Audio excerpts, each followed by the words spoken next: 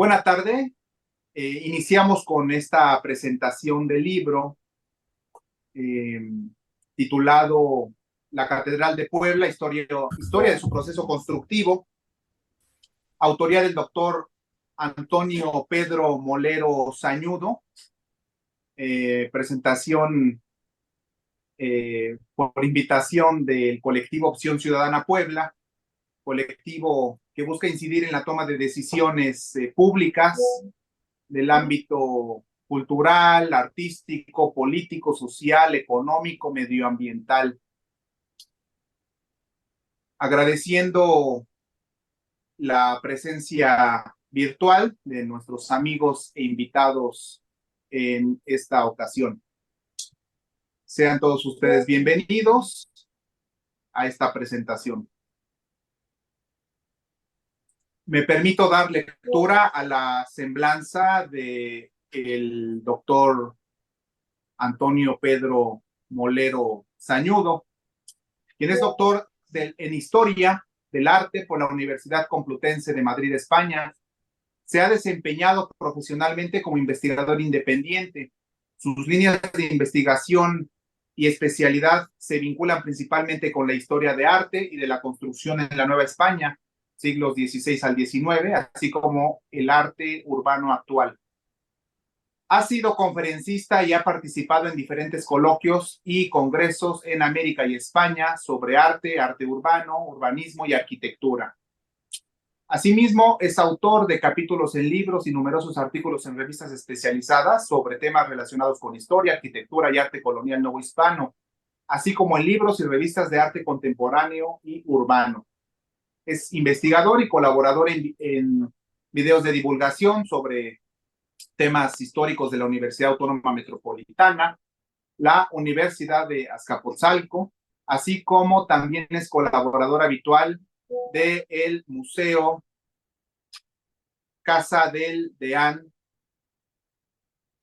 del INA Puebla, del Centro INA Puebla, cuya labor, hay que decirlo, es relevante en dicha Casa del Deán y su destacado ser humano, don Tomás de la Plaza. Adelante con la presentación, doctor Antonio Pedro Molero Sañudo. Gracias. Hola, buenas tardes. Perdón. Buenas tardes a todos. Lo primero, pues agradecer esta posibilidad de presentar mi texto sobre la Catedral de Puebla y agradecer a todas las personas que se han conectado o que se conectarán. Imagino a alguno más un poco más retardado.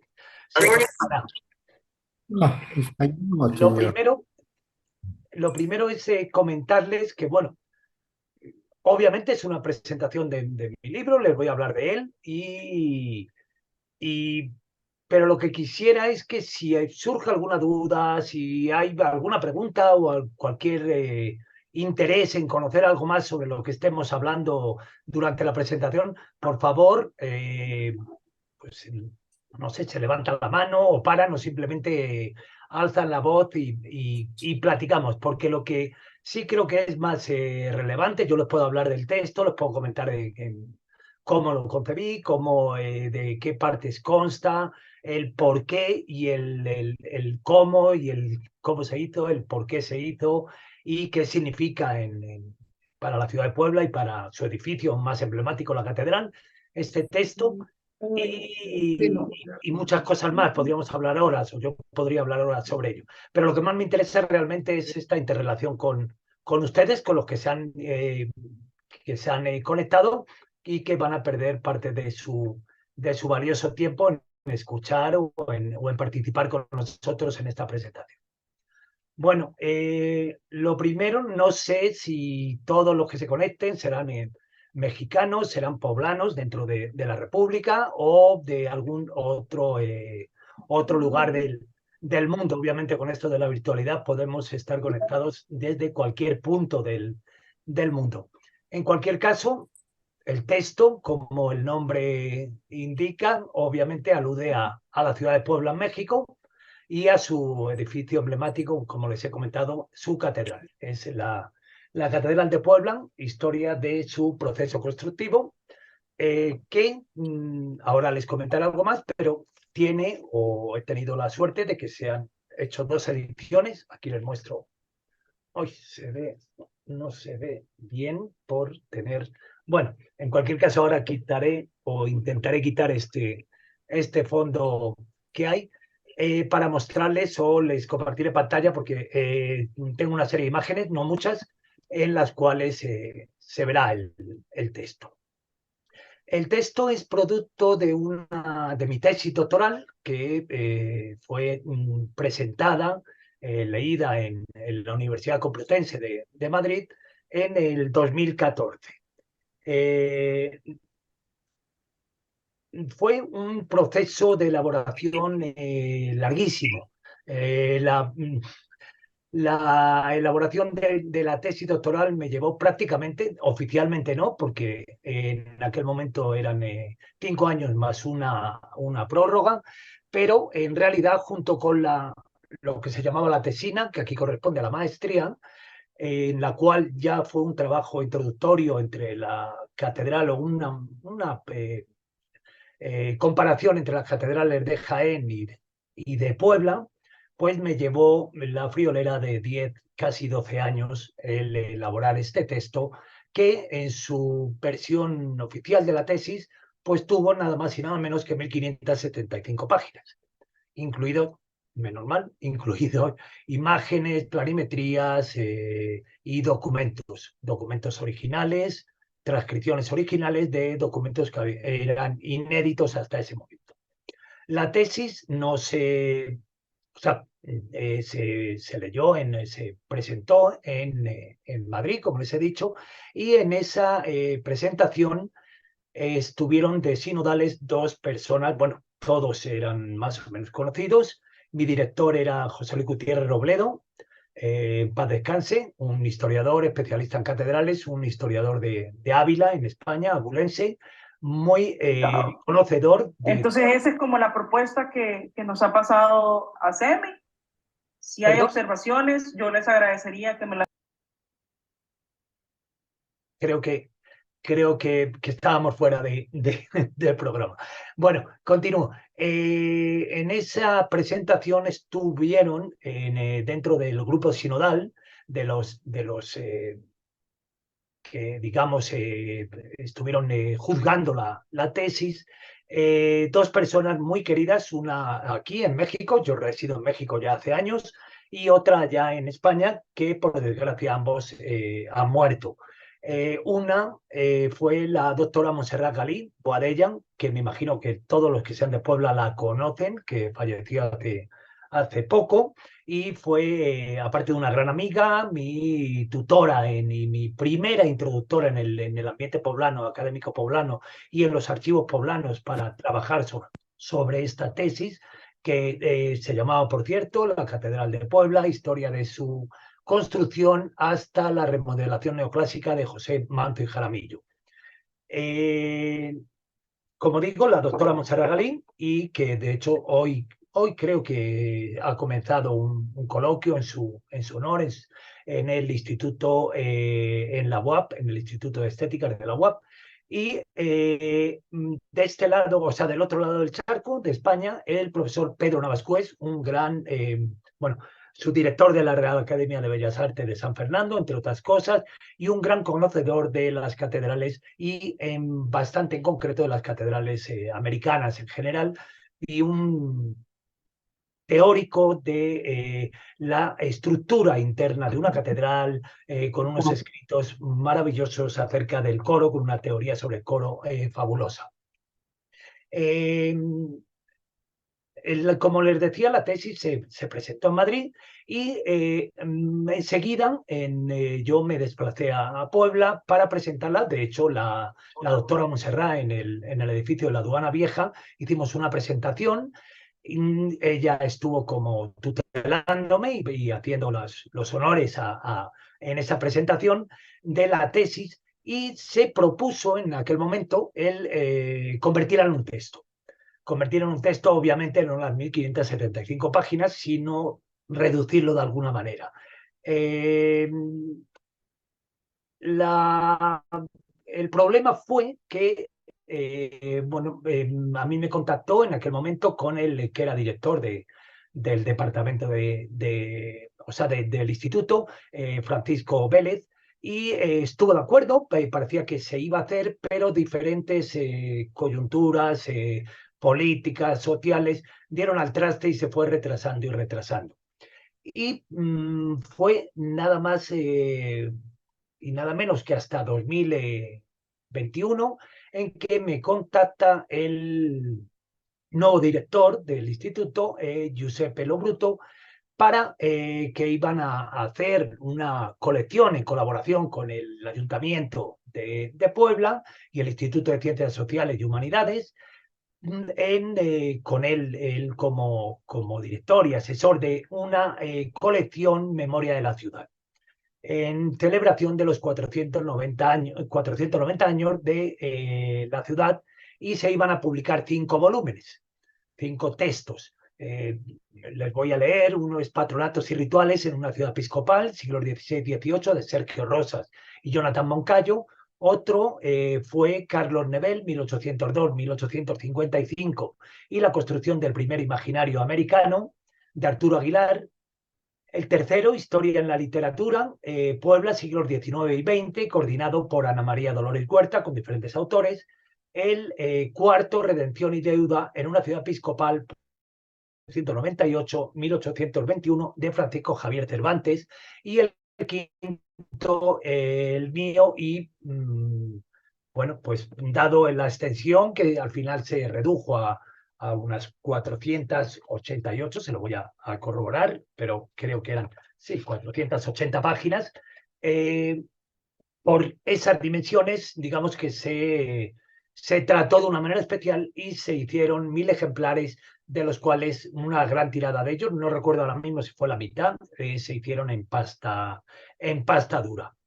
Esta edición de los 5 textos, pero ahora nos vamos a dedicar obviamente al mío, a la Catedral de Puebla, historia de su proceso constructivo,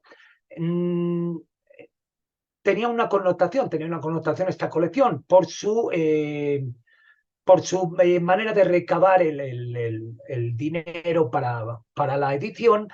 No había derechos de venta, tan solo lo que fueran las regalías de cada autor. Eso sí que lo podíamos vender nosotros por nuestra cuenta, pero los demás debían de ser para regalo o para donar de alguna manera a instituciones. Yo siempre he dicho que el hecho de que fuera prohibido, o sea, prohibido entre comillas, o sea, el hecho de que no se pudiera comprar, hizo que el texto sobre la catedral, sobre el cual sí que es verdad que se había hablado mucho. Yo llevaba muchos años en Puebla trabajando, y entonces conocía a mucha gente y se hablaba de él, de mi tesis, como el texto hasta ese momento, o la investigación hasta ese momento, y por desgracia hasta la fecha, porque el archivo de la catedral está cerrado desde el momento en el cual yo decidí de comenzar a escribir y que se presentara la tesis. Digamos, la documentación, la investigación más actual que hay sobre la catedral. Eso hizo, entre eso y el hecho de que no se vendiera, yo pienso que dio un interés especial al texto, y ya no solo académicamente, sino al público en general. El caso es que, bueno, en 2022, en diciembre de 2022, se hizo una segunda edición, en la cual corrió a cargo del instituto y la librería Profética, y la edición fue de Editoriales Dos Mundos. La anterior, no lo he dicho, fue de Errantes Ediciones. La primera edición fue precisamente y curiosamente presentada en la librería Profética, que luego sería el coeditor de la segunda edición, José Luis Escalera y su librería Profética, un foco de cultura en Puebla. y la presentación de la segunda edición, independientemente de esta que estamos haciendo hoy, la presentación oficial fue en el Salón Barroco del edificio Carolino de la UAB. Y posteriormente se presentaría en Madrid, en la librería del Fondo de Cultura.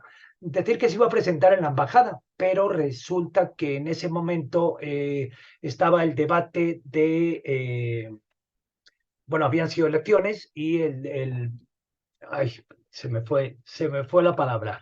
Bueno, el caso es que estaba cerrado la parte del Parlamento, la embajada mexicana se encuentra enfrente del Parlamento en Madrid y estaba completamente cerrado por la policía para no dejar pasar porque había muchas protestas. Entonces se celebró obviamente con presencia de la embajada y de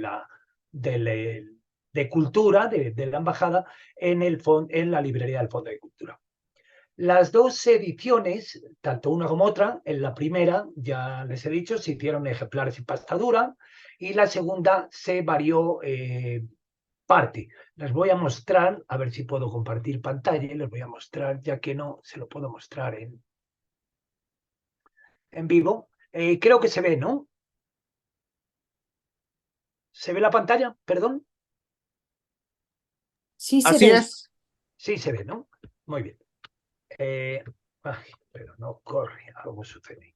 Sí, Así es, doctor. Se escucha bien. sí, ahora, este es la portada y la contraportada de la primera edición eh, del libro, y esta es la segunda edición que ya corrió a cargo, como les digo, ahí está Profética y la BUA.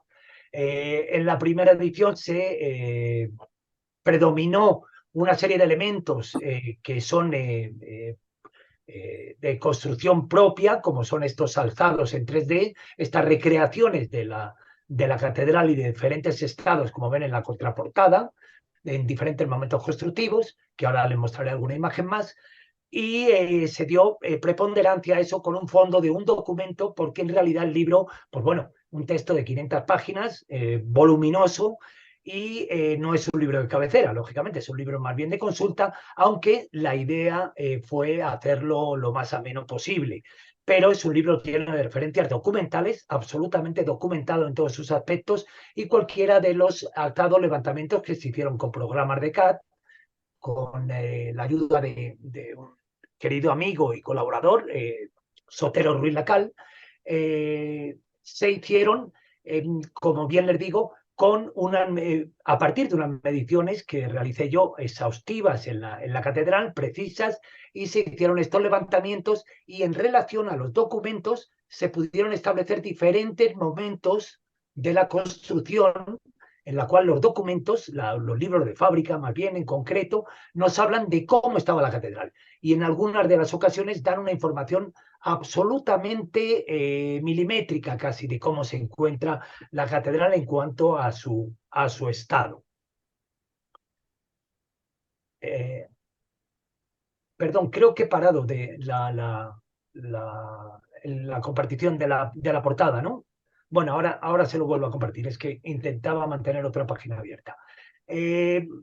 Por hablarles de las diferencias entre una edición y otra, aparte de lo que han visto, lógicamente, de portada y contraportada, la diferencia es principalmente en las presentaciones. Comentaba un poquito antes de conectarnos con Ernesto, con el profesor Ernesto, que en esta segunda edición hay dos presentaciones. En la primera ya estaba la presentación de Montserrat Galindo Gadella, en esta segunda se mantuvo y se añadió la presentación de Pedro Navascués Palacio, que tristemente también fallecido, un gran conocedor de las catedrales hispanoamericanas, y que fue profesor mío y una persona relevante en este mundo de la historia de la construcción, y que en la presentación que me envió, realmente fabulosa, yo creo que es fabulosa, fue lo último que escribió, porque 2 días después, súbitamente y de manera inesperada,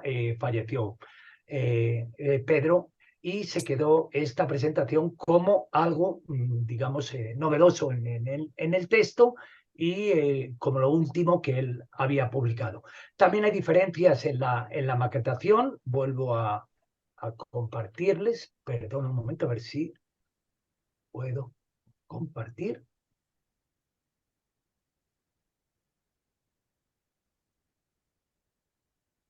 Se ve, pero no se ve a pantalla completa, ¿no? Todavía no, pantalla completa, todavía no. Bueno, en cualquier caso, por ejemplo, he elegido una página interior que corresponde a un inicio de capítulo. Este sería de la primera edición y esta sería de la segunda edición. Se hizo una reestructuración en la maquetación. La primera maquetación la realizó la maestra Adriana Dávila Ulloa de la Universidad Autónoma de la UAM de aquí de México, de Azcapotzalco, y la segunda la llevó a cabo principalmente el Bailleana por parte de la BUAP.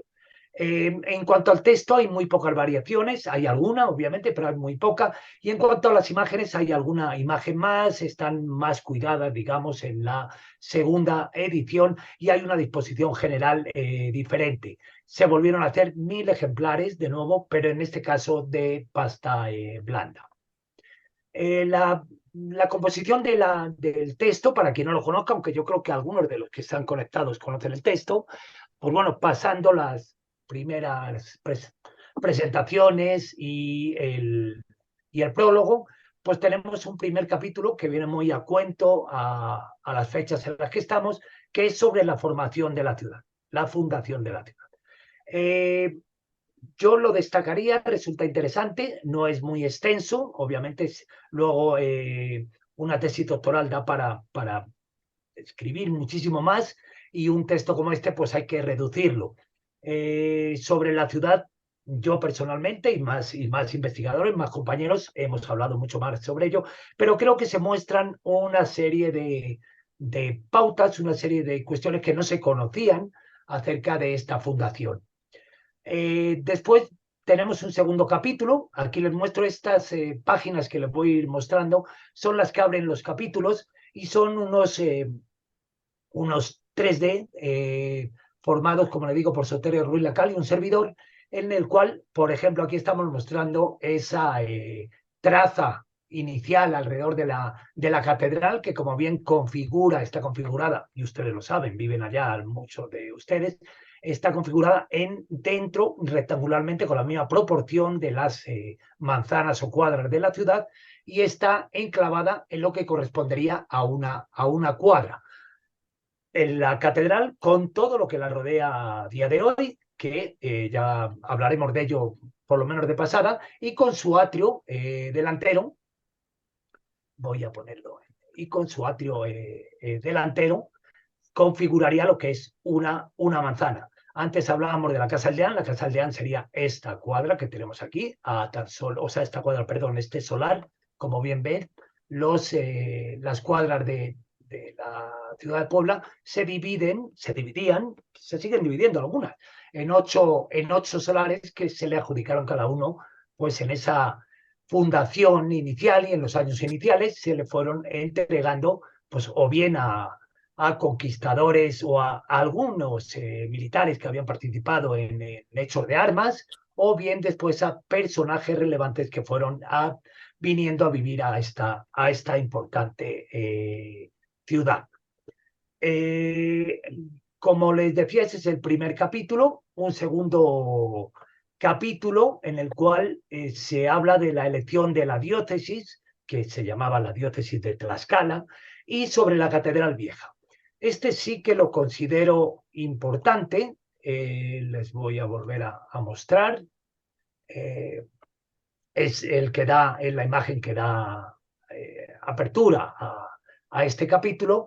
Este capítulo lo considero importante porque hasta el día de la fecha, y esperamos publicar en breve algo más sobre ello, es el que tiene más información sobre la Catedral Vieja. Es la información más actualidad sobre la catedral que hubo.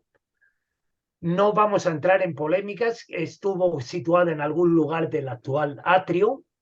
Hay diferentes teorías. Creo que en breve presentaremos un texto en el cual, pues bueno, daremos una nueva revisión y creo que será sonado porque vamos a situar la catedral en otro lugar, yo creo, de donde se planteaba que estuvo. El caso que siempre se ha dicho que estuvo sobre el atrio, más bien hacia el exterior de lo que es el actual atrio. Esta sería la barra.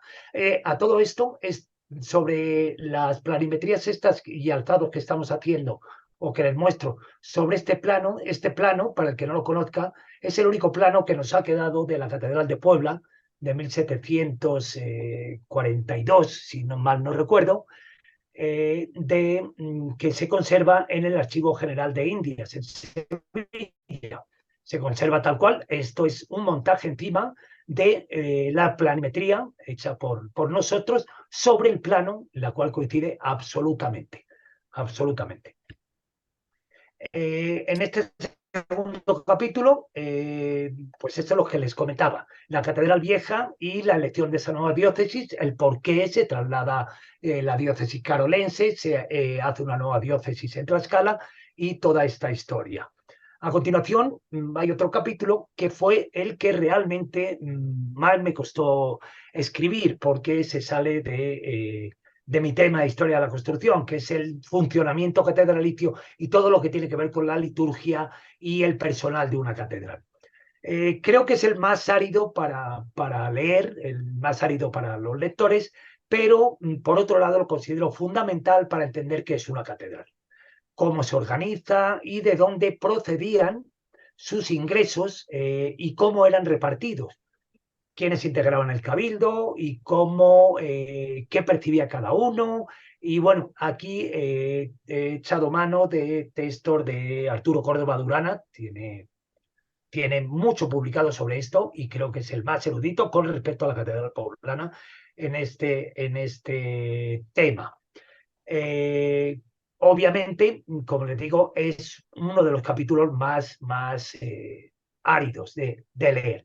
Y a partir de aquí ya entramos en lo que es digamos, la esencia del texto, la historia constructiva. Aquí les vuelvo a mostrar el inicio de ese capítulo, que es de la historia ya constructiva de la catedral, marcando los elementos fundamentales de una catedral.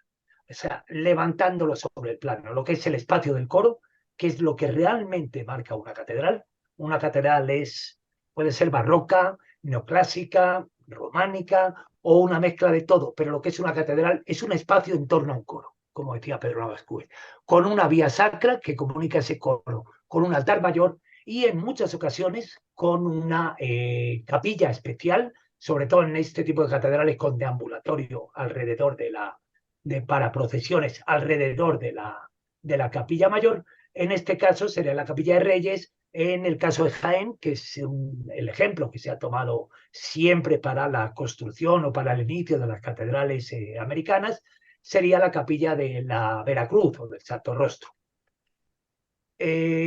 Como les digo, es un capítulo enorme y que le he llamado la Catedral Renaciente entre los siglos XVI y XVII y que comienza con la colocación de la primera piedra en esta catedral nueva, pues de la mano del maestro mayor Francisco Becerra, procedente de Trujillo. Oh, I saw. Did you send it to Patrice? ¿Perdón?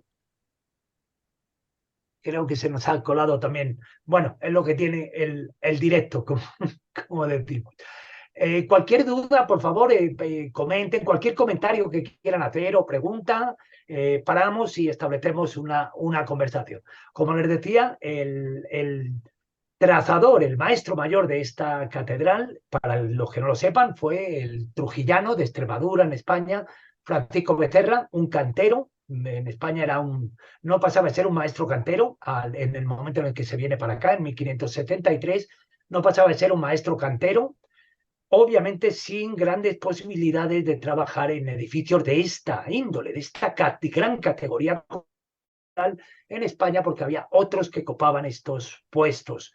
Y él no había trabajado nunca fuera de su Trujillo natal, salvo en algún pueblo a unos pocos kilómetros alrededor. Este gran capítulo, este enorme capítulo, lo he dividido en tres bloques, sobre todo. El primero que va desde 1575, en cual se pone la primera piedra. Aquí les voy a mostrar ahora, creo que se ve. Esto sería en 1575, como les digo, se pone la primera piedra y por parte del maestro Francisco Becerra, y hasta 1580, que él se encuentra en Puebla, en el Virreinato de la Nueva España. Esto es lo que llega a construir. Solamente la parte de la cabecera y la parte sur de la catedral hasta la altura de las capillas, nada más. Dirán qué poco, pero esto es realmente lo que marcó toda la construcción. O sea, aquí tenemos absolutamente todas las proporciones que se van a seguir ya desde aquí hasta la última piedra que se pone o la última teja en el último lucernario o cúpula, perdón, de las torres. Marca las dimensiones de esas torres, marcando 4 torres. La construcción iba a tener 4 torres, ya es algo definitivo, no es una cosa que siempre se había dicho, pero nunca se había demostrado.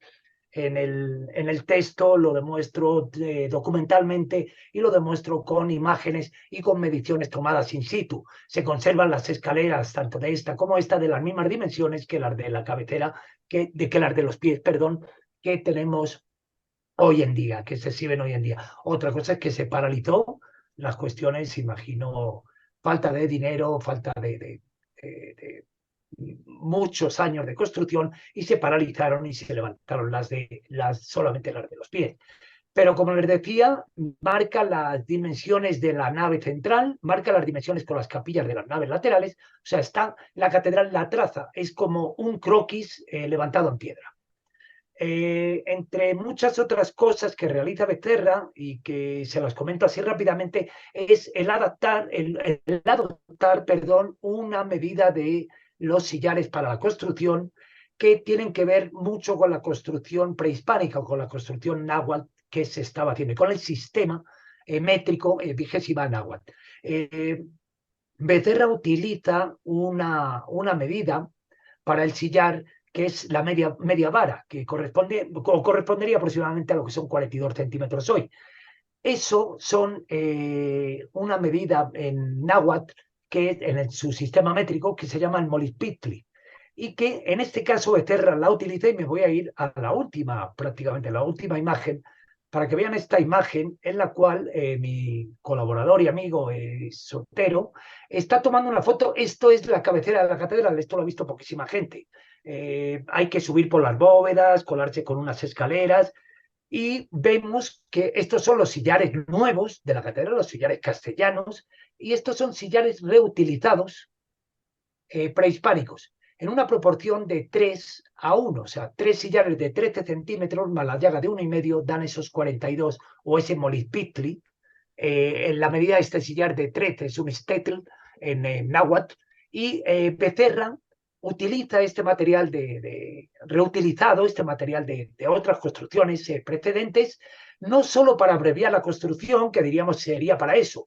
Lo utiliza en la cabecera y en el lado sur, en los 2 lados que él deja construidos. Lo utiliza para que los constructores hablen un lenguaje común. Yo creo que está clarísimo la decisión de Becerra, tan importante, de utilizar esta medida, que en España en ese momento no se está utilizando, y de hecho no es una medida que se utilice constructiva para edificios de esta categoría como catedrales. Normalmente es una medida más corta, es como de unos 30-32 centímetros, y que Becerra la utiliza aquí en la catedral de Puebla. Y como les decía, se divide en un periodo el texto dentro de este capítulo, en un periodo que correspondería de 1575 hasta la llegada del obispo Juan de Palafox y Mendoza en 1640, que se encuentra la catedral. Él la describe en una carta al rey en 1646, y la describe aproximadamente como la vemos aquí, que él se la encuentra. Bueno, dice que está mucho peor, en realidad, por los documentos, y lo sabemos por un documento maravilloso del maestro mayor de la Catedral de México, Juan Gómez de Trasmonte, que nos relata el estado de la catedral en 1635, con lo cual de 1635, que la obra estaba paralizada, a 1646, a 1640, cuando llega Palafox, no hay ninguna variación. Este es el estado en el cual estaba la catedral. Tenía levantados los 4 cubos de escalera, Palafox no lo dice, tenía levantados prácticamente todos los pilares a diferentes alturas, pero muchos de ellos con capiteles, y tenía levantado por encima la capilla de Reyes, que era la que iba a mandar la altura total al completo de las 3 naves de la catedral. Decirle, para el que no lo sepa, que la catedral no iba a ser como la vemos hoy en día. La catedral iba a cubrir a una sola altura las 3 naves, no iba a tener la central más levantada como es hoy en día, iba a cubrir las 3 a la misma altura, la altura que están las laterales hoy, y con bóvedas pesadas, muy pesadas, de piedra, de crucería, unas bóvedas, digamos, góticas, no serían góticas porque serían prácticamente planas, tardogóticas, pero iban a ser unas bóvedas de piedra. El caso es que eso se desestimó con el proyecto del obispo Palafox y se subió la nave central como tal y como lo vemos hoy en día.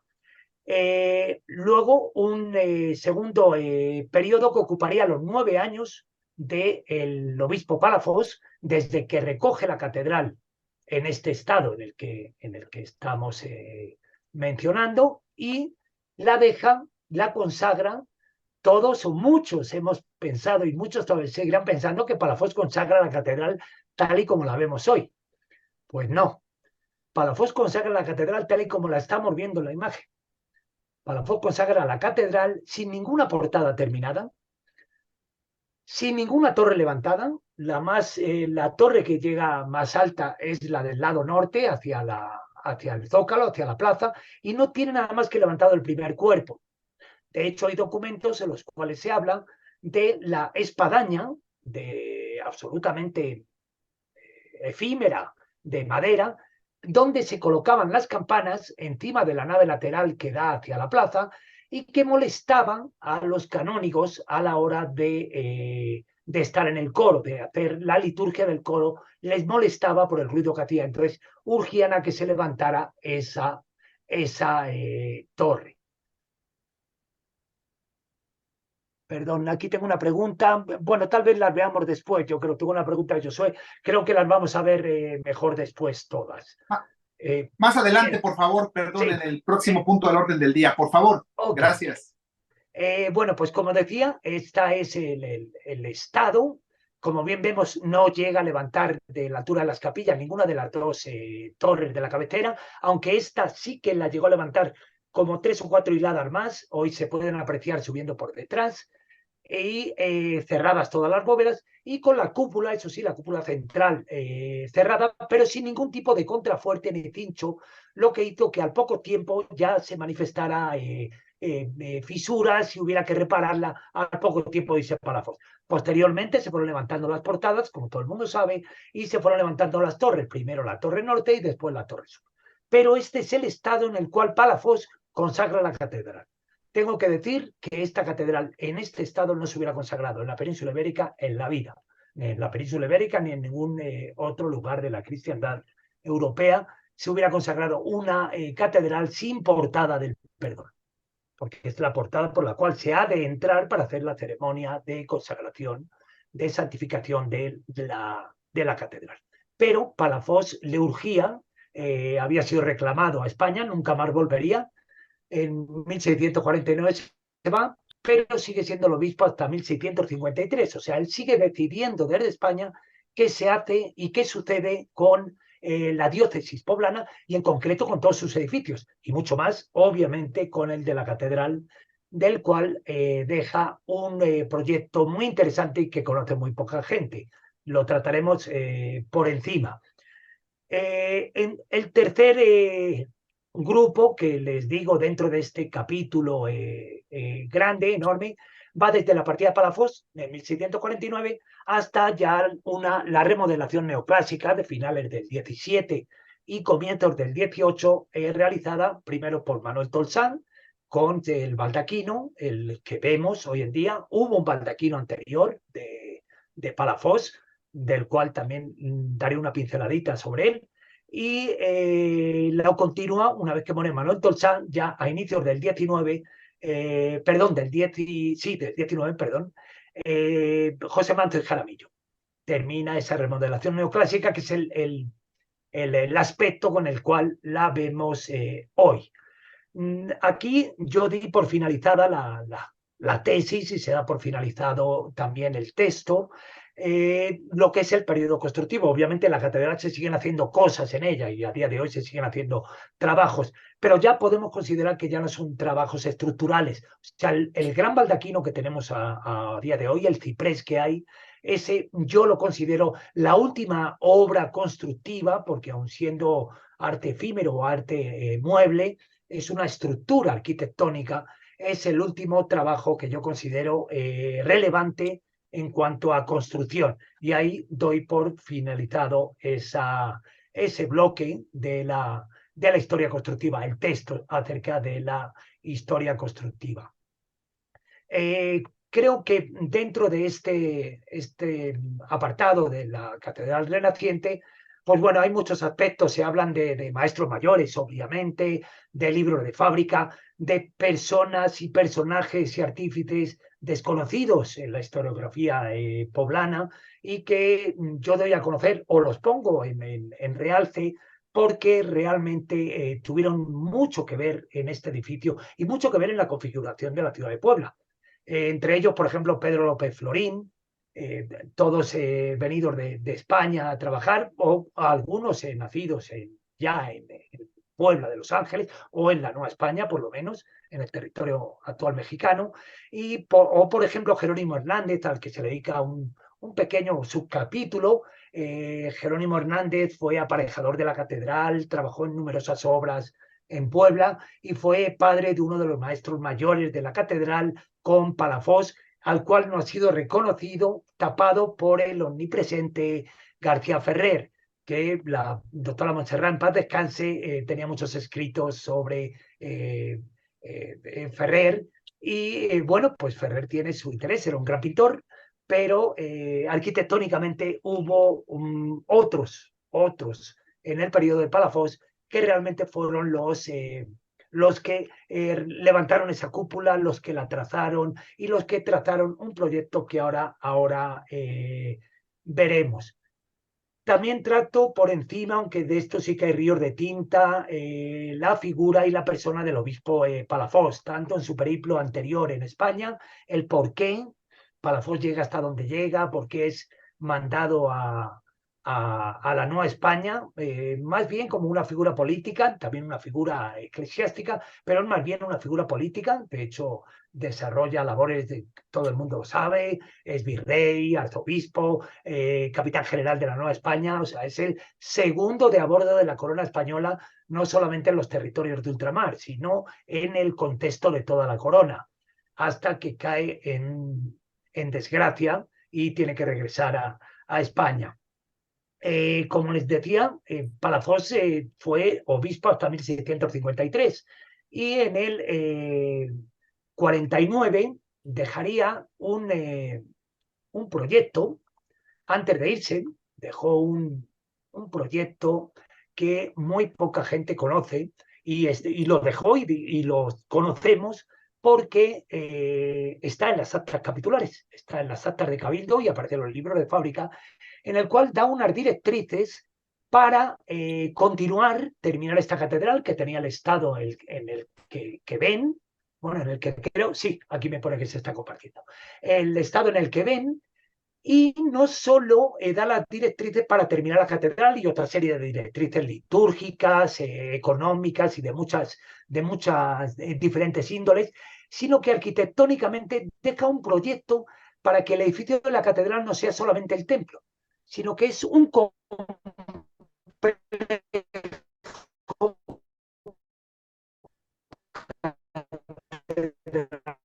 edificio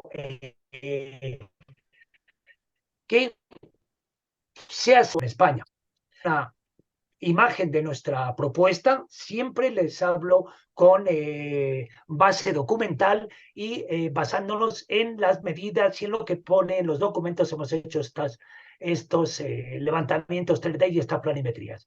Y basándonos en este plano de posterior, 100 años posterior a cuando Palafox está en Puebla, perdón, se me ha ido a la siguiente, posterior, en el que aparece en rojo, aparecía en la primera imagen, en rojo la planta del templo, de lo que es la catedral en sí, el edificio de la catedral, y en amarillo lo que pone en esta leyenda, que es lo que resta por fabricar, en el siglo XVIII, o sea que todavía estaba en el ideario poblano el que esto se podría llegar a conseguir. O sea, el hacer un atrio absolutamente claustrado, cerrado al frente de la catedral, lo cual impediría la vista de la catedral, con dos parroquias de sagrarios en los lados, una para mujeres, esta, y otra para hombres, San Lorenzo y la Concepción, de hecho con necesarias, o sea, con urinarios inclusive vienen en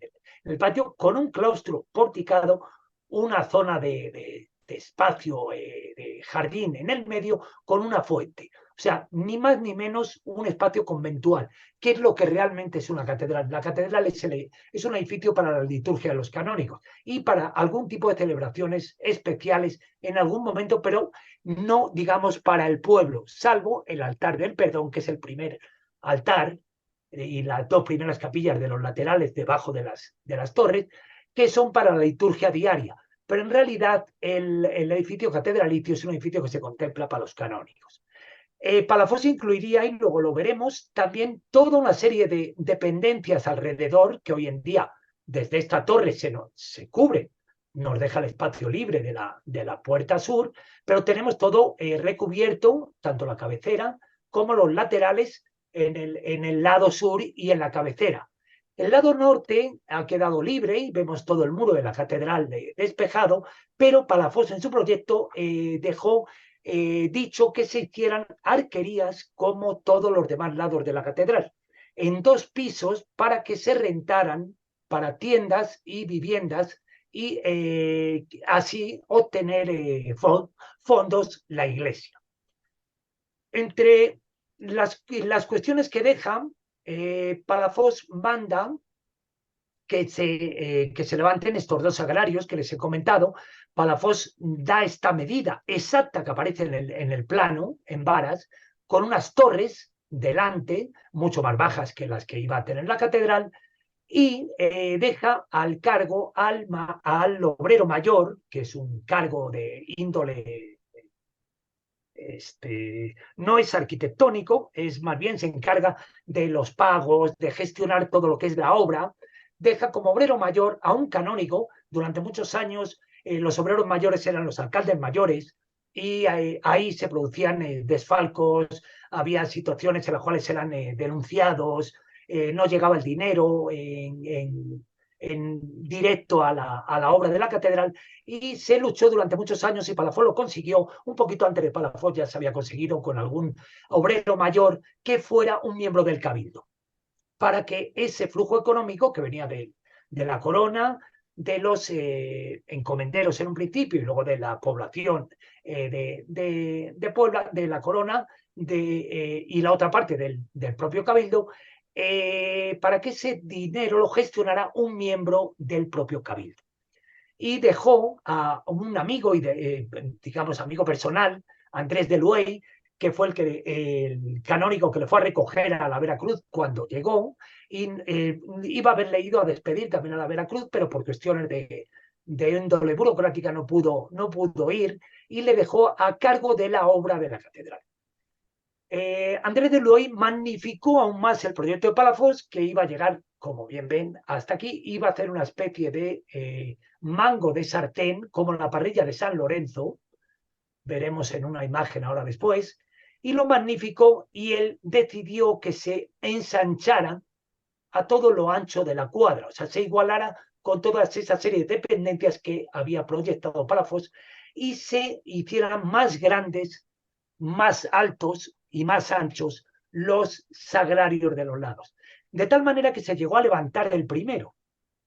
Este que ven aquí es un modelo que hemos hecho con relación a las medidas que se dan en numerosos informes que hay de denuncia de que se tire abajo esa edificación que se ha hecho o se prosiga y que se llega al...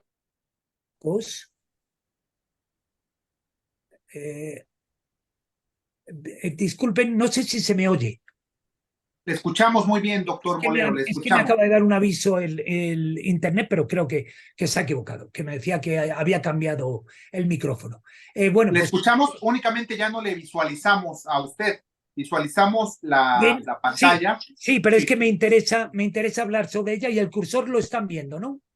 así es. Ok, perfecto. Se escucha bien, se escucha. Muy bien, gracias. Este es el sagrario que se llegó a levantar hasta la altura completa de sus bóvedas, en el cual no se llegó a cubrir las bóvedas. El documento dice no se llega a cubrir las bóvedas, están por cubrir, pero sí están los arcos formeros para que se eche la bóveda.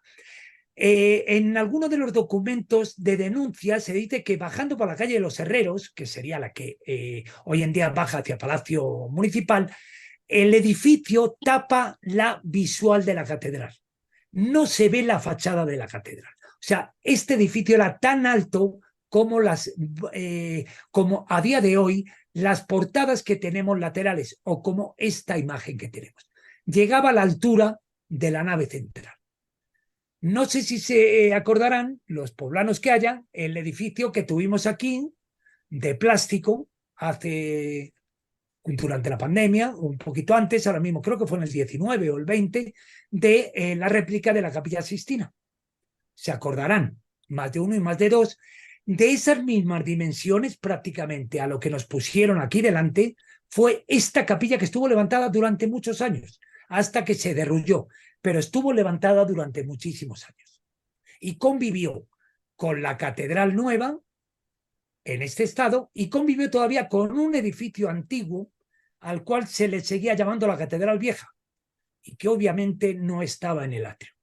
Pero eso es otra historia. El caso es que tuvimos un edificio, y esto sí que es de desconocimiento de los poblanos, un edificio enorme, no se llegó a construir nada más que esto, y un poquito de la barda claustral de este lado, pero sí que estuvo levantado a tal y como lo vemos. Eso en el texto pues se desmiga todo este proyecto y toda la serie de la polémica tan enorme que hubo sobre él con los obispos posteriores. Tardó muchos años, como les digo, en derruirse este edificio. Perdón, a continuación de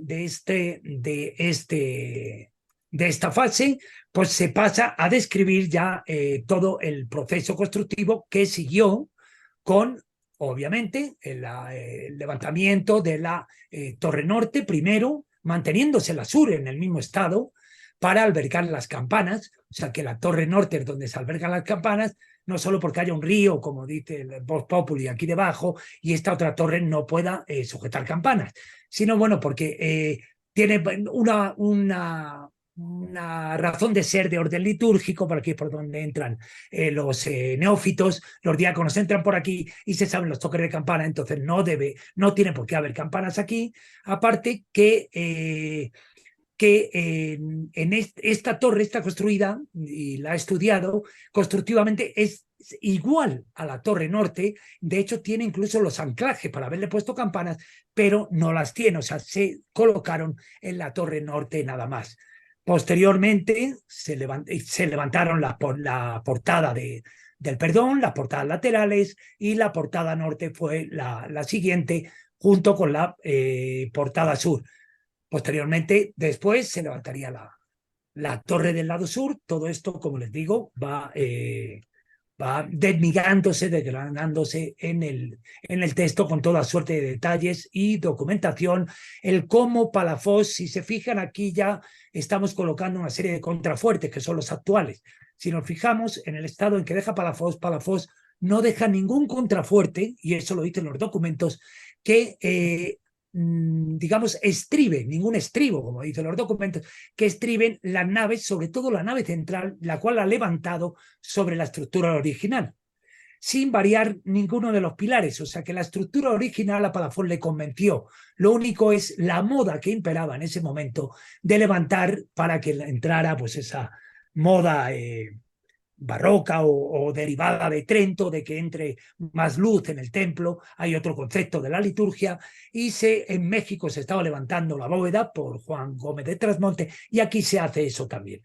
Pero no necesita, en México sí se tuvieron que reestructurar los pilares y aquí no. O sea, la estructura original de Francisco Becerra es tan potente que a mí me da que pensar que su proyecto contemplaba un cimborrio, obviamente más bajo, pero un cimborrio o una cúpula en el crucero, igual que luego levanta Palafox. Aquí les muestro lo que Palafox pretendía hacer, que era una claustro porticado hacia adentro, con 2 torres, unos bloques de sagrario, 2 capillas, y esto sí que existe hoy en día. De hecho, el antiguo archivo estaba situado en esta zona. Y hacia la plaza una serie de arquerías. Y esto es lo que plantea su obrero mayor. En vez de recoger, como bien ven aquí, y quede como un asa, como una parrilla de San Lorenzo que lo mularía al Escorial, no al conjunto del monasterio, sino a lo que es la parte central de lo que es la iglesia, y el atrio, el claustro delantero, tiene esta misma forma. Lo que hace Luey es que desplaza estos claustros hasta aquí con muy buen criterio. Es muy mal visto ese proyecto, pero en realidad es muy novedoso y da una unidad de manzana 2-1 con respecto a toda la ciudad, y equipararía el edificio, el conjunto catedralicio, lo equipararía al conjunto urbano. O sea, sería una obra de índole urbanística. Desplazaría hacia acá, dejando el atrio mucho más grande, no levantando unas torres acá, sino unas cúpulas, lucernario, unos cimborrios, y estaría corrida toda una bóveda, con una portada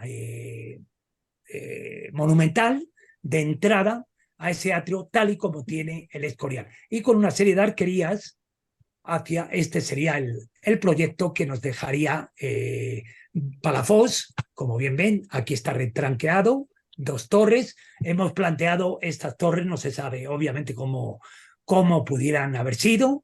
Hemos planteado el último cuerpo, simplemente lo hemos trasladado acá. Y esto sí que da medidas y dice que dejarían el paso del crucero, y sería una serie de arquerías que igualarían a todo el conjunto de la plaza.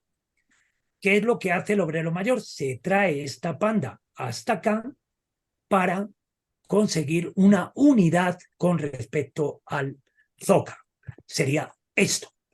Y aquí ya le hemos añadido el cómo, finalmente, esto sí que ya es un proyecto absolutamente hipotético, porque estas torres nunca se llegaron a levantar, salvo hasta esta altura, como les digo. Se conserva esta cúpula que se ve aquí, este cupulín, se conserva si van a la plaza.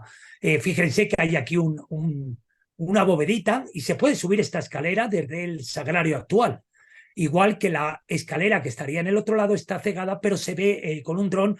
No les he traído, obviamente, las miles de imágenes que hay en el texto, para que se vea cómo desde arriba se ve perfectamente trazada la escalera, y de hecho se conservan unas ventanas más altas a esta altura que darían acceso a esa escalera, que tiene las mismas dimensiones que tienen las de subida a estas torres.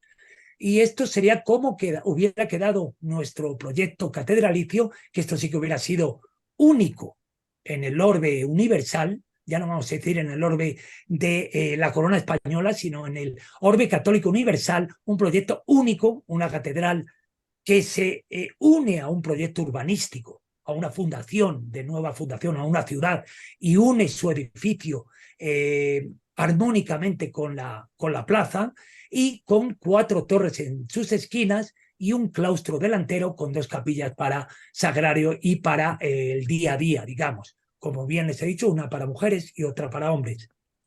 Así sería como hubiera quedado. Perdón, se ha ido. Un momento. Este sería el otro lado, que es como actualmente lo tenemos. Aquí hay una serie de vanos, de ventanas, es como lo tenemos, y hacia la plaza hubiera quedado ese espacio. Esto es, a muy grandes rasgos, lo que trata constructivamente muy grandes rasgos, como le digo, el texto. La idea de realizar esta tesis previo al trabajo doctoral, como les dije, había realizado un trabajo de tesina comparativo entre las catedrales de Jaén y la Catedral de Puebla. Esto, al ser presentado en Madrid, también no es igual que una tesis doctoral, obviamente es como una tesis de maestría, cayó en agrado y, digamos, hizo que se promoviera, aunque no económicamente, hay que decirlo, que se promoviera el hecho de que se convirtiera en una tesis doctoral. Yo me dediqué, como les digo, muchísimos años al estudio de tanto el archivo catedralicio, que en ese momento no había ningún problema en entrar a visitarlo, y es una maravilla, es el mejor archivo catedralicio que he consultado en mi vida, y a día de hoy es una triste desgracia que no se pueda consultar, o salvo unos poquísimos elegidos pueden acceder a él. En teoría se abrirá algún día, lo están reorganizando, confiemos en que sea una reorganización real y verdadera. El Archivo Municipal de Puebla también fue otro, y el de Notarías fueron otros dos muy consultados en ese momento, y a día de hoy también, y obviamente el Archivo General de la Nación en México, y el archivo al que todos deberíamos, los interesados en la historia, y no solamente los investigadores o los historiadores, el Archivo de Indias en Sevilla, el que tenga ocasión, es indispensable. La pandemia nos ha dejado, obviamente nos dejó muchas pérdidas, pero nos ha dejado algunas cosas buenas, como es esto que estamos haciendo ahora mismo, online, y en la posibilidad de ver, de trabajar en línea. Les voy a poner, porque veo que hay gente que está interesada en ver esto.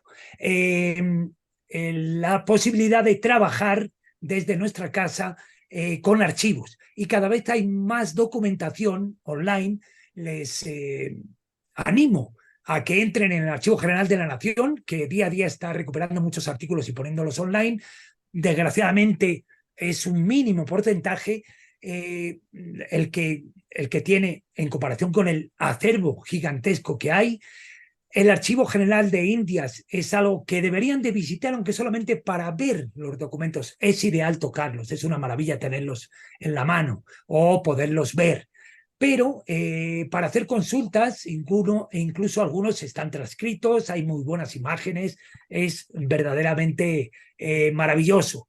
Eso es los archivos que yo trabajé exhaustivamente para este trabajo, para esta tesis, que en principio se iba a quedar en un texto, pero pues yo, por mi procedencia profesional, yo tuve, por suerte, mi padre era herrero, lo que llaman aquí herrero, en España se dice cerrajero, no solamente ponía cerraduras o chapas, como le decimos aquí, sino que hacía todo tipo de herrería, y yo heredé el oficio, y tuve la suerte de luego de actuar, entre comillas, como de maestro de obra, o más bien como de obrero, de llevar la cuenta de algunas reformas, digamos, de entrar en trato con diferentes profesionistas, plomeros, electricistas, albañiles, diferentes gremios, lo cual me hizo el mirar una obra, el mirar una construcción, el mirar unos materiales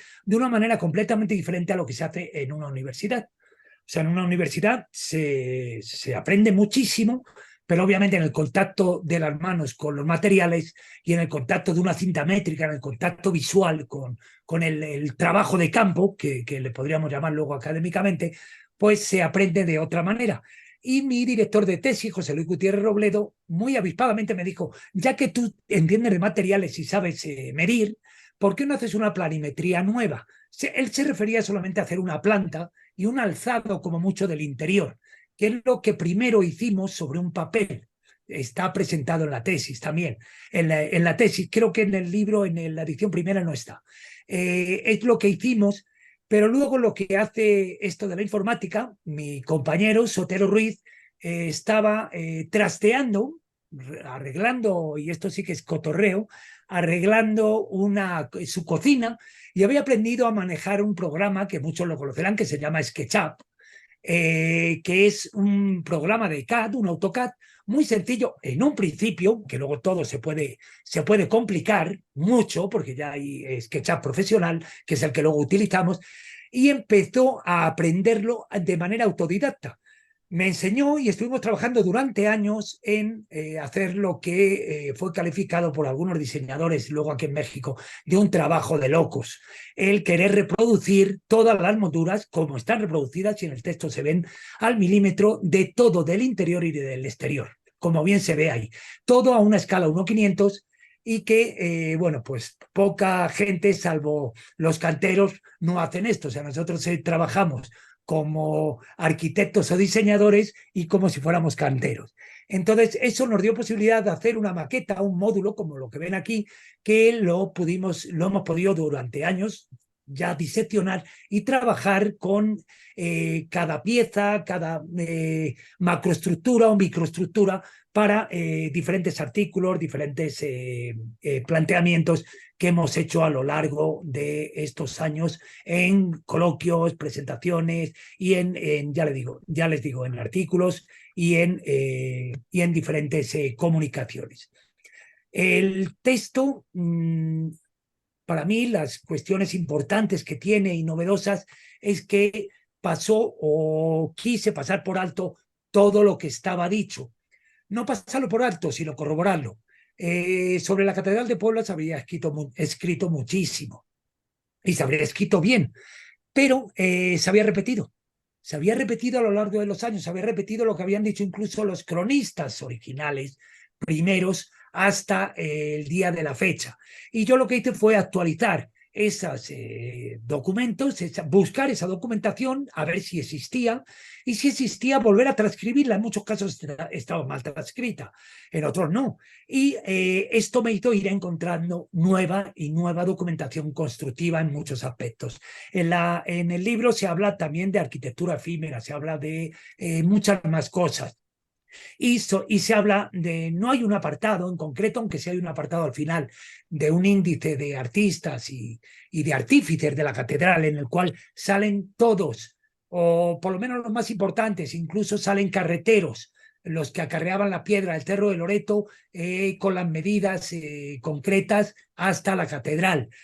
Me precio de haber sacado a esas personas que nunca aparecen en los libros de historia y en los libros de historia de la construcción o de historia del arte, a esos canteros, a esos trabajadores sin nombre y 2 apellidos, aunque en los libros de fábrica sí tienen nombre y algunos 2 apellidos, o algunos pone Antonio, el de Tehuacán, indio, o sea, tiene 2 apellidos y tiene un salario y tiene una raya que le es pagada a día de sábado, a mediodía. Eso es algo de lo cual me vanagloria haber sacado toda esta gente, toda esta parte de atrás de la bambalina, esta parte de atrás del edificio, de la consagración, del edificio de los obispos, del edificio del cabildo. Este es un edificio que es del pueblo y para el pueblo, que lo construyeron en la mayoría de las ocasiones fueron artífices indígenas o artífices descendientes de españoles, mestizados, que nacieron ya en Puebla, como un gran desconocido, Agustín Hernández de Solís, hijo de ese que he mencionado antes, Jerónimo Hernández, que fue el que llevó a efecto este plano de Palafox y llevó a efecto esta reforma de Andrés de Luey y que nunca ha sido, digamos, salvado en los libros de historia de la construcción. Otro trabajo fundamental que considero y que a lo mejor para un lector común, que no digo que el libro lo puede leer cualquiera, porque ya les comento que se ha intentado que fuera legible para todo público. Es mucha documentación, mucha transcripción de archivo, pero que eso no deja de ser un trabajo fidedigno de memoria histórica, de lo que nos dejaron nuestros antecesores sobre este edificio. Y bueno, pues por mi parte, poco más. Decirles que igual que aparece aquí mi compañero Sotero, pues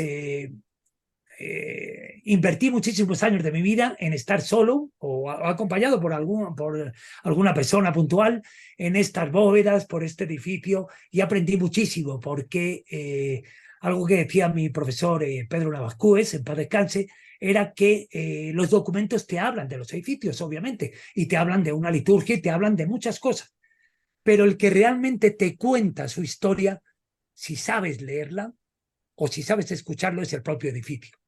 Y eso es cierto. Esto no aparece en la documentación. Se intuye después que se ha visto, se puede intuir en la documentación. Pero en realidad el edificio es la verdadera Biblia que debemos de seguir los historiadores, solo simplemente los que estamos interesados en la historia de la construcción. Y con esta imagen de cómo hubiera quedado desde el cielo nuestra catedral con esas 4 torres y todos esos aditamentos alrededor, pues doy por concluida esta presentación y confío en que, bueno, pues ahora tengamos un turno de preguntas o leamos el chat y pueda satisfacerles en la medida de lo posible las cuestiones que planteen. Muchas gracias. Enteramente agradecidos, doctor Antonio Pedro Molero Sañudo. No se ve, ¿no? Creo. Algo sucede. No le visualizamos a usted. Espere, que creo que tengo que dejar de compartir. No sé si he dejado de compartir. Un momento, por favor. Ahora he parado y ahora dice que no. No le visualizamos.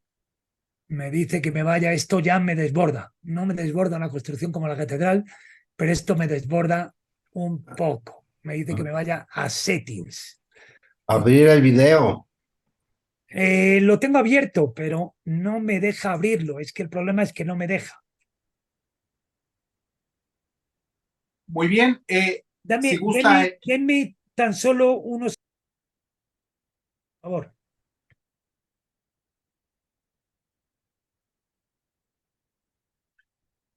En lo que el doctor Molero amablemente nos apoya con la activación de su cámara. Tengo en mis manos la primera edición del libro en cuestión, del cual ya hacía referencia el doctor Molero, y la segunda edición. Oportuno destacar que mañana, 18 de abril, se conmemora el aniversario de la consagración de nuestra catedral. Se consagró el 18 de abril de 1649. Siendo mañana también el Día Internacional de Sitios y Monumentos. Esta presentación se ha celebrado en el marco del 493 aniversario de la fundación de nuestra ciudad, el 16 de abril de 1531. Ahora sí, creo, ¿no? Perdón. Muy bien, doctor Molero, le visualizamos. Perfecto. Gracias. Disculpad, pero es que la tecnología me ha acostumbrado a ella, pero me sobrepasa a veces. No se preocupe, doctor. Solamente destacando la conmemoración de mañana, 18 de abril, la consagración de 1649 de nuestra Catedral de Puebla. Me permito transitar al cuarto punto del orden del día con las preguntas, comentarios adicionales, respuestas. Pero también quiero destacar un comentario de la presente obra. En palabras del maestro Manuel Alejandro Hernández Maimone, quien fungió como director del Archivo Histórico Municipal de Puebla en el periodo 2018-2021, no existe obra alguna como la que tengo en mis manos referente a esta investigación, esta solvencia, esta rigurosidad de los datos, la precisión y en consecuencia la invitación para leerla adquirir esta obra, leerla y iniciar un proceso para conocer tan relevante proceso constructivo de nuestra catedral. Me permitiré leer algunos de los mensajes que amablemente nos hicieron llegar en el chat, pero también esa invitación para que quien desee externar de viva voz alguna pregunta, algún comentario, pueda por favor manifestarlo, ya sea con la mano física o la mano virtual. Agradeceré que por favor lo manifestaran. Perdona, Ernesto, si quieres podemos seguir los chats. Están. Claro, sí, Ha sí, sí, me habido permitiré. gente que ha preguntado en los chats. Así es, me permitiré dar lectura al primer comentario que externó Ana Isabel Pérez Gavilán. Tuvo que retirarse, pero comenta que es historiadora del arte, perdón, y fue su profesora, la doctora Montserrat Galí, en la Ibero. Le felicita a usted por esta publicación. Posteriormente, una pregunta de Joshua. ¿Sabe si alguno o todos los que construyeron la catedral tuvieron la visión de que fuera una estructura que durara por muchos años? Bueno, yo creo que eso es obvio. Una construcción de piedra de estas características, cualquiera, desde el que conduce, como digo, la carreta con la arena al maestro mayor, saben que están construyendo algo para la posteridad. Eso es indubitable. Gracias. Bueno, preguntan también sobre para adquirir la presente obra, pues en Profética, doctor. Sí, bueno, obviamente Profética, al ser coeditora, también obviamente lo tiene a la venta en la librería y se puede adquirir también en el Museo Casa del Deán, es donde también hay libros allí para su adquisición, y en la librería del Consejo de la Crónica, perdón, la que hay en los bajos del Palacio, en Puebla. En esos tres lugares se puede adquirir. Perdón, doctor, ¿se refiere usted a la Biblioteca Salvador Cruz Montalvo? No, me refiero a la librería que hay. La librería que está a un ladito de lo que es la entrada a Palacio. Sí, la Biblioteca Salvador Cruz Montalvo. Sí. Es que no te había oído bien. Sí, ahí. Sí, sobre el Portal Hidalgo con nuestra amiga Mariana García Bello. Exactamente. Pues ahí se puede adquirir. Ahí, de hecho, creo que ya no, tenían algún ejemplar de la primera edición. No sé cómo, porque los únicos, como he dicho antes, que digamos estaban a la venta eran los que nos dieron de regalías a los que participamos en la colección. De hecho, yo tengo alguno, no muchos, de la primera edición, pero los que sí están a la venta, tanto en Profética como en el Museo Casa del Deán y en esta librería de Palacio, son los de esta segunda edición. Gracias, doctor. Rafael López le felicita también, ya quedó resuelta la inquietud de la adquisición. Le felicita ampliamente. Eduardo Ruiz Ortiz, igualmente una felicitación. Bueno, comenta Dolores Quintanilla, le felicita por la exposición, saludos desde Saltillo, donde publicaron la Catedral de Saltillo recientemente. Yo le extendería una invitación para que, si desea intervenir para compartir lo propio, por favor lo manifieste de manera virtual. Joshua, vuelvo a emitir otra pregunta sobre la versión que usted nos puede compartir respecto a la colocación de las campanas de la catedral. ¿Algún comentario adicional, doctor? Sí, obviamente todo el mundo sabe que las campanas las subieron Los Ángeles. Eso lo sabe todo el mundo. Pero resulta que en catedral hay unos libros de fábrica y unos libros de actas de cabildo, en los cuales, en uno en concreto, se recoge exactamente cómo y de qué manera se fabrican, se llevan hasta pie de torre y se suben las campanas. Entre ellos hay un documento precioso, bueno, varios legajos, sobre la subida a la torre de la Campana María, de la gigantesca Campana María, con todo lujo de detalles de cómo se comienza a subir, cómo se rompen las sogas, cómo se vuelve a tener que fundir y cómo se tiene que recrear, vamos, fabricar un artilugio, que no deja de ser una doble polea, un artilugio que se llama, a día de hoy, polea real, no recuerdo ahora mismo, me van a disculpar, que tiene un jesuita en el colegio de jesuitas, y el maestro mayor de la catedral en ese momento se desplaza a que le preste el aparato para reproducirlo a una escala que pueda levantar la Campana María, y de esa manera se sube la campana.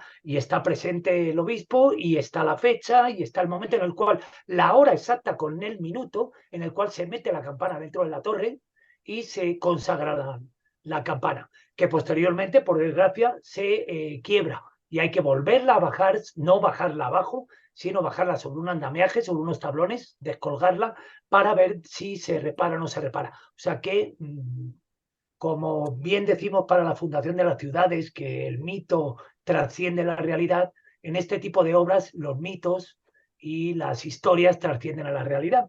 Y siempre se representa esos ángeles subiendo las campanas por la noche, ya que, digamos, los mortales no podíamos subirlas. Pero en este caso queda documentación de cómo y de qué manera se realizan estos trabajos. Por suerte.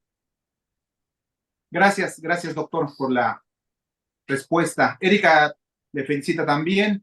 El maestro Alfonso Jiménez Contreras, con quien concurrimos, ya lo hablábamos, doctor, al inicio en Tepeaca, en la ciudad de Tepeaca, hace algunos meses, en Tepeyaca, Tlaltic. Le envía saludos también. Gracias. Posteriormente, una pregunta del abogado Israel Trujillo López, referente a las guías de la catedral, referente a la colocación de las campanas, es un enigma, que fueron Los Ángeles quienes las colocaron, por eso fue la de Los Ángeles. ¿Cuál es la verdad? Excelente cátedra. Bueno, ya el doctor nos respondió. La verdad es lo que les he contado, y en el texto aparece el documento sobre la Campana María. De hecho, hay un pequeño apéndice de la Campana María y un documento al final. No lo he dicho, hay una serie que también me parece muy interesante, una serie de índices, tanto documentales, una serie de documentos, 25 documentos al final, que he considerado que eran inéditos y de gran importancia. Entre ellos, uno es relativo a la Campana María, y hay más información sobre las otras campanas y sobre cómo, insisto, cómo se realizan estos trabajos, tanto de fabricación como de subida, que la subida era realizada, fíjense si era importante, que tenía que ser supervisada, y era el encargado de hacerlo el maestro mayor de la catedral. No era cualquiera ni el aparejador, sino el maestro mayor el que llevaba a cabo, o el que estaba en persona dirigiendo esas obras, porque eran realmente peligrosas y muy costosas. O sea, una campana costaba mucho dinero. Gracias, doctor, por los comentarios. Nuestra amiga Eulalia Sánchez también le felicita por la presentación. Me permito invitar nuevamente para externar alguna pregunta de viva voz. Manifiesten, por favor, mediante mano física o virtual. Solicita muy bien el uso de la voz el maestro Alfonso Jiménez Contreras. Adelante, maestro, con su pregunta o comentario adicional. Escuchamos, por favor. Dos cosas nada más. Primero, saludar al maestro Antonio Molero. Sí, próximamente lo vamos a tener en Tepeaca. Le toca por ahí. Me acaba de autorizar el ayuntamiento ayer el nuevo diplomado. Le tocaría a él el 29 de junio. A usted le paso después su fecha. Una gran ponencia. Felicidades, maestro. Lo esperamos con los brazos abiertos. El grupo de estudiantes de Historia de Tepeaca. Es un gusto, un honor volver a saludarlo. Gracias. Saludos. A usted y hasta pronto. Gracias, maestro Alfonso. Solicita el uso de la voz la doctora Sonia Morán. Nos apoya con la activación de su micrófono para escucharle. Adelante, por favor. Sí, claro. Excelente tarde, doctor. Un excelente trabajo. Como usted ha dicho, es toda una vida. Yo le invitaría mucho a que llevemos esto una exposición hacia la gente, porque si bien todos los que estamos en esta conferencia estamos relacionados con investigación, con historia del arte, la arquitectura, etcétera, me gustaría mucho plantear esa parte en la que ya estamos inmersos, toda la gente que estamos en la ciencia, de ciencia abierta, ciencia para la gente. Como usted dice, presentó el detrás de cámaras y como hay mucha gente sencilla en la ciudad de Puebla que no conoce que el primer proyecto eran 4 torres, toda esta majestuosidad que usted nos presentó en los planos, y sería fabuloso que en fotografías, en algo muy sencillo para la gente sencilla, pues, se muestre en el pasaje del ayuntamiento, querría pensar, o en cualquier biblioteca pública, que la gente tenga acceso a conocerlo, que la gente sencilla, ahora los trabajadores de la construcción vean lo que se alcanzaba en ese entonces con tener la disposición, la preparación. Otra cosa, y bueno, tengo una pregunta capciosa, ya nada más, esa es mi curiosidad. Yo invitaría mucho a dejar un ejemplar del libro a nuestras autoridades que interviene el patrimonio edificado, en este caso catedral. Usted en todo su estudio lo ha de saber. Nosotros nos dedicamos a estudio de riesgo sísmico y Puebla es una ciudad que tiene un grado de exposición muy alto a sismos fuertes que precisamente por las características constructivas de las edificaciones históricas causan daño. La catedral no ha sido exenta, ha tenido varios daños a lo largo de toda su vida. Y bueno, hay mucha gente que intenta intervenir en edificios históricos que no tiene las capacidades. Creo que su obra es un retrato, es una radiografía, ¿no? Como si a mí me cortan un brazo, ¿cómo me lo pueden exactamente construir mi brazo sin que sea el de otra persona, con otro material? Si alguien quiere intervenir en la catedral, que pueda capacitarse y hacerlo de la forma adecuada para no causar más daño y para no intervenir en un proyecto arquitectónico que, como usted lo dijo, desde que estaba esa planta, eso rigió todo el proyecto arquitectónico de la catedral. Entonces, sí lo invitaría a llevar estos foros un poquito a las políticas, un poquito a los tomadores de decisiones en estos sentidos. Y mi pregunta de realmente, no sé, a mí me encanta ver estas cosas porque empieza uno a crear hipótesis. Por ejemplo, usted presentó todo ese proyecto de 4 torres. Si viniera algún loco y le dijera, oye, yo te propongo terminar el proyecto como fue planteado o como está la hipótesis que está, ¿usted qué diría? ¿Se podría hacer? ¿No se podría hacer? Hoy en día se puede hacer todo con la realidad virtual. Todos los fines de semana nos ponen videomapping contra la catedral. Yo por otras cuestiones, por también estar interesado en otro tipo de periodos históricos y en otro tipo de arte, trabajo también con el arte urbano, con el videomapping. Estoy en contacto por medio de la Universidad de la Wanda Capotalco en todo este tipo de temas. Y a día de hoy el videomapping tiene unas posibilidades increíbles. Obviamente, constructivamente, sería inviable, me refiero, sería un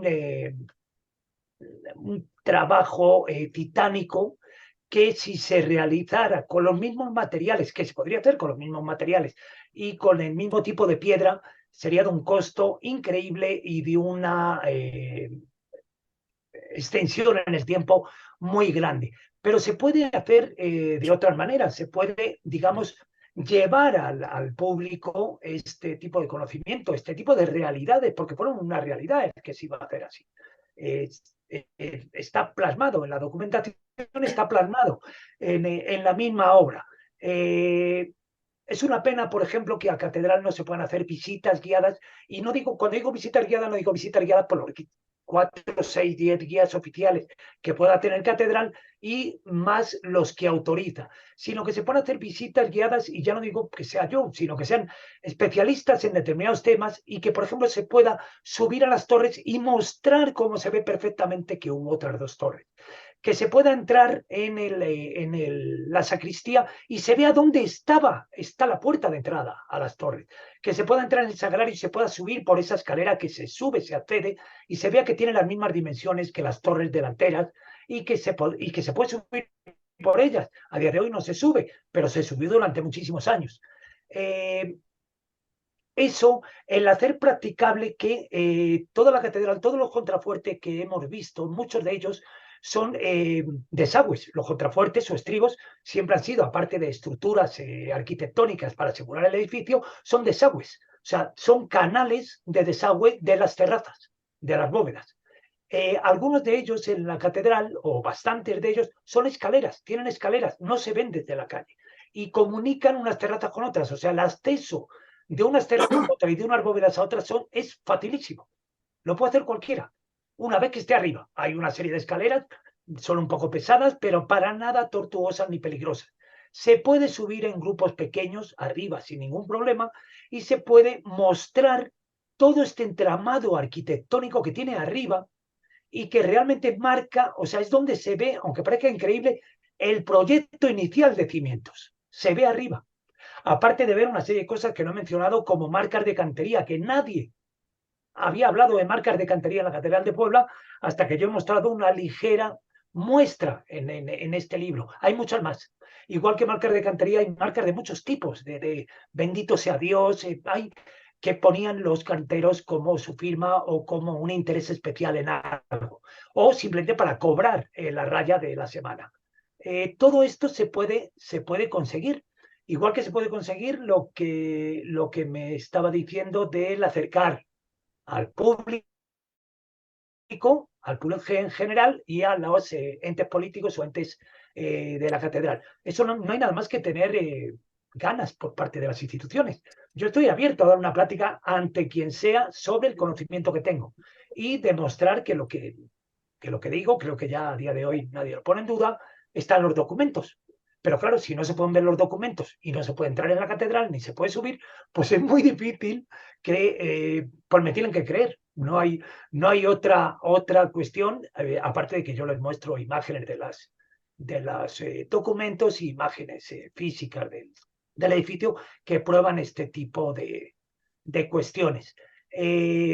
Yo desde aquí me emito, para quien lo oiga, un llamado a que tanto yo como otros especialistas, que los hay muchos, seamos reclamados para ese tipo de cosas, para que la ciudad de Puebla, los poblanos, sepan que no solamente tienen una enorme catedral, un enorme edificio religioso, sino que tienen un edificio único.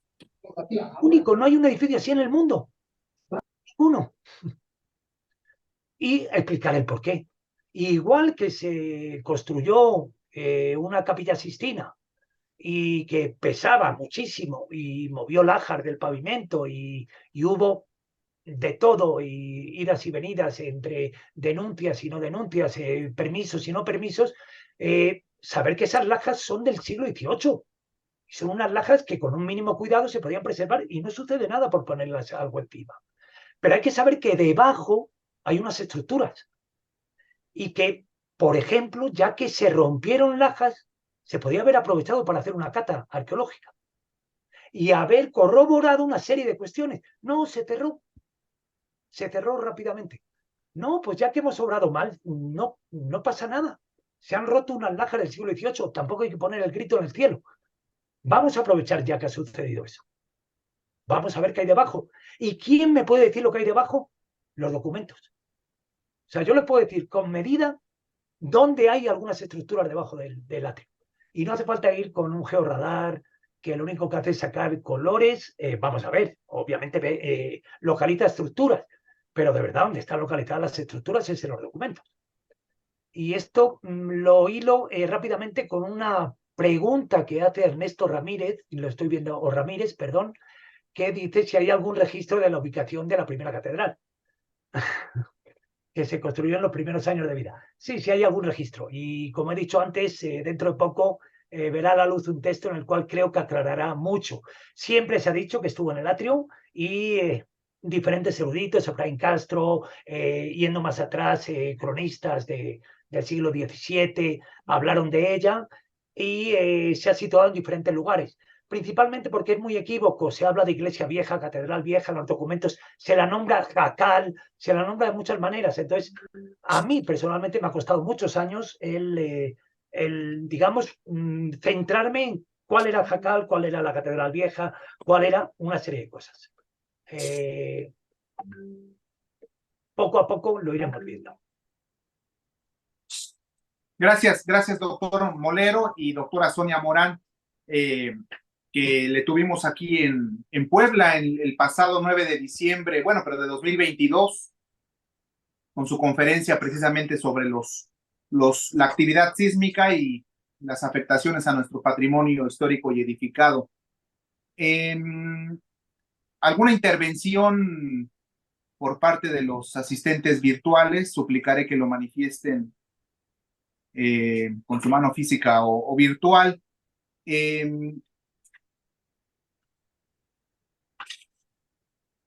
Me permitiré leer la pregunta de Erika sobre los datos, si se cuentan con algunos datos de los años en los que permanecieron los agrarios.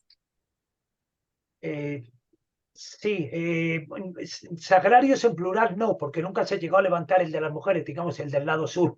Se levantó nada más el del lado norte y, como bien he dicho, hasta la altura de las bóvedas, sin llegar a cerrarlas.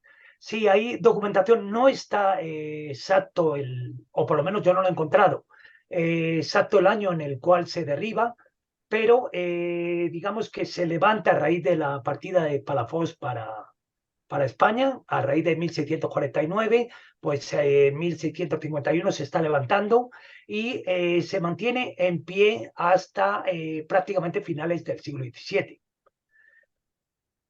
No recuerdo ahora mismo el documento en el cual ya se habla de que se ha derruido. No se dice se está derruyendo, se habla de que se ha derruido, pero está hasta aproximadamente el último tercio del siglo XVII. O sea, el sagrario está levantado por unos 40 años mínimo. Gracias. Esa polémica entre si se derrumba o no se derrumba. Gracias, doctor Molero. Durante su intervención mencionaba sobre la posibilidad de lograr que los poblanos accedan a las alturas de la catedral, o recorridos, visitas guiadas. Precisamente el arquitecto Ambrosio Guzmán, con soporte tecnológico del Instituto de Ciencias Sociales y Humanidades, exploró mediante un dron perteneciente al instituto, y yo creo, doctor, que esa exploración de nuestros inmuebles, claro, particularmente nuestra catedral, con drones, arrojarían nuevos elementos de investigación, doctor. ¿Es así? Indudablemente.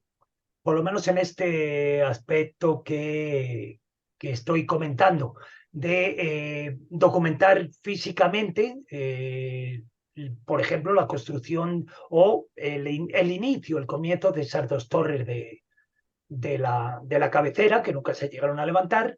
Eso se puede constatar perfectamente con un dron. Se ve clarísimamente la construcción de ellas, entre otras muchas más cuestiones. Muy bien, gracias, doctor. Referente a la tecnología LIDAR, doctor, Lighting Detection and Ranging, sabemos que durante los últimos años se han efectuado diversas investigaciones para conocer y, en su caso, eventualmente rescatar zonas arqueológicas en nuestro país. Insisto, ¿qué tan conveniente, doctor Molero, sería implementar, utilizar la tecnología LIDAR, Lighting Detection and Ranging, como un ejercicio complementario de investigación, doctor? Obviamente, cualquier aporte a la investigación científica desde la disciplina que sea, yo lo considero muy interesante, siempre y cuando sea una interacción, o sea, no sea el que cada disciplina trabaje por su lado y emita un comunicado o emita un artículo con relación a lo que descubre o cree descubrir. Pienso que debería ser una cuestión de unirnos todos los investigadores en varias disciplinas e intentar hacer un trabajo común utilizando tanto como les digo, la documentación histórica, como la fotografía, como el videomapping, como este tipo de tecnologías más punteras y novedosas.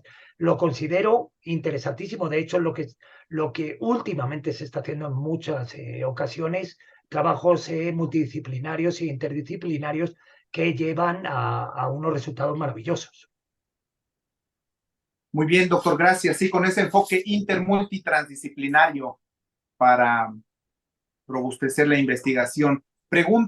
Una pregunta, doctor Molero, sobre el material, el origen de la cantera. ¿Tendría algo al respecto? Sí, sí, bueno, en el texto hay ríos de tinta, pero sacado de todavía ríos más de tinta de la documentación. Yo insisto, dirán que soy muy pesado, pero insisto en la documentación de archivo. Tenemos un archivo de catedral que tiene el día a día de todo, no solo de la liturgia, sino de la obra de la catedral. Y con respecto a esto hay legajos de fábrica en los cuales, como comentaba antes o daba un apunte, se habla de las carretas, los carreteros y los artífices que traían la cantera y el material de agarre, la arena, la grava, desde las canteras del Cerro de Loreto. Justo hasta hace muy poquito se podía pasar y todavía se veían los despieces de las lajas, o sea, cómo se cortaban cerca del barrio de Jarenetla, ahí en el cerro, se veían los despieces de la... Muchos de ustedes lo habrán visto o lo habrán pisado de pequeños o de mayores por ahí, porque estaba abierto. Ahora ya está cerrado con una valla, pero ahí está la cantera y todavía quedan restos de ella. De ahí se habla cómo se extraían en los libros, cómo se trabajaba en la cantera, algo absolutamente novedoso, porque eso no sucedía en esa época nada más que en el Escorial y con el Juan de Herrera, nada más y nada menos que el arquitecto real. Y en Puebla tenemos que se trabajaba en la cantera, se escuadraban los sillares para que llegaran al taller de la catedral y no hubiera que trabajarlos tanto. Y se habla de cuánto lo que pesaba cada pieza diferente de capitel, de arquitrabe. O sea, valga las redundancias, es un libro abierto la documentación. Y sobre este concreto de lo que es los materiales y la extracción y el viaje desde la cantera hasta la catedral, ya les digo, hay muchísima documentación en el texto. Yo hago muchísima mención, de hecho, muestro documentos, si no enteros, por lo menos alguna página que denotan esto.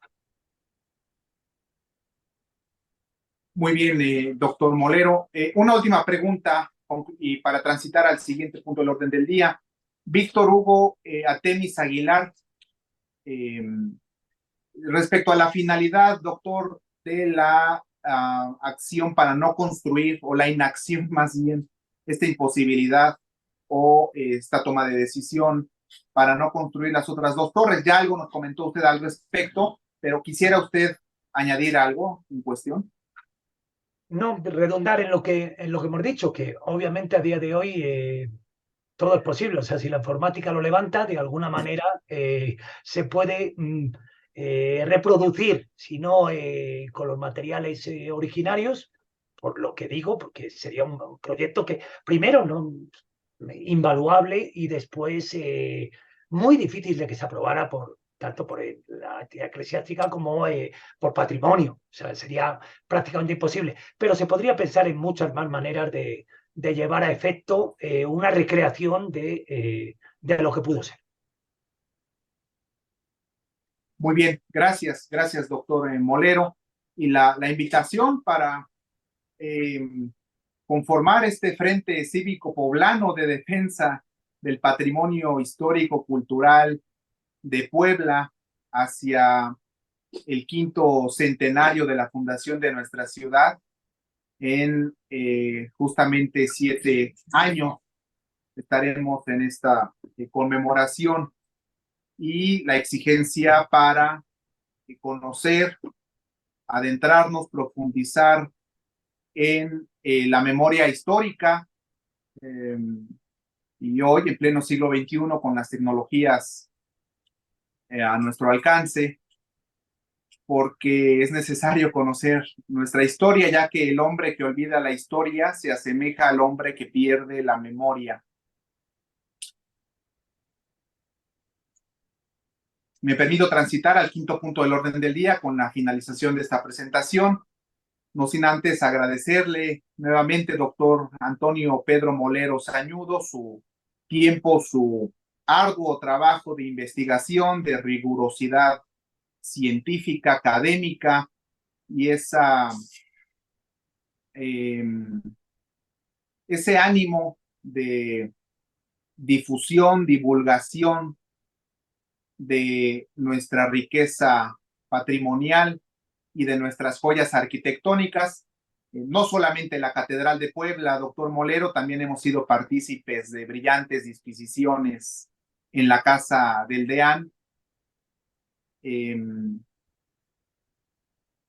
donde también algunos datos inéditos nos ha compartido. Muchas gracias, enteramente agradecido, doctor, y a los asistentes virtuales que también dispusieron de su tiempo para participar con nosotros. Muchas gracias y nos mantenemos en contacto permanente. Un aplauso virtual, doctor Molero. Gracias. Muchas gracias. Que tengan buena noche. Gracias y hasta